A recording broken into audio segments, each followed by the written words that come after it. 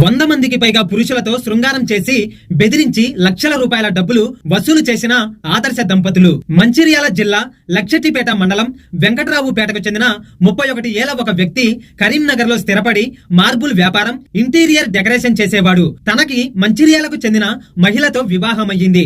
వారికి 2 పిల్లలు ఉన్నారు. అయితే వ్యాపారంలో నష్టాలు రావడంతో రుణంతో కొన్న ఫ్లాటు ఈఎంఐలు కట్టడం ఇబ్బందిగా మారడంతో సోషల్ మీడియాలో మగవాళ్ళను ఆకర్షించేలా పోస్టులు పెట్టడం ప్రారంభించారు ఈ ఆదర్శ దంపతులు. కొందరు వ్యాపారులు, యువకులు వారి వలలో పడగా అతడి భార్య వారిని తన అపార్ట్మెంట్ కు పిలిచి వారితో సన్నిహితంగా ఉండగా ఆమె భర్త రహస్యంగా ఆ వీడియోలు తీసి తర్వాత బాధితులకు ఫోన్ చేసి వీడియోలు అందరికీ చూపిస్తామంటూ బ్లాక్ మెయిల్ చేస్తూ డబ్బులు దండుకునేవారు ఈ ఆదర్శ దంపతులు.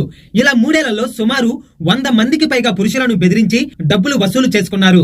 అయితే కరీంనగర్ కి చెందిన ఓ లారీ వ్యాపారిని సైతం బ్లాక్ మెయిల్ చేసి 13 లక్షల రూపాయలు దండుకున్నారు. ఇంతటితో ఆశ తీరక మరోసారి 5 లక్షల రూపాయలు కావాలంటూ బ్లాక్ మెయిల్ చేయడంతో ఈ లారీ డ్రైవర్ ధైర్యం చేసుకుని పోలీసులకు ఫిర్యాదు చేశాడు.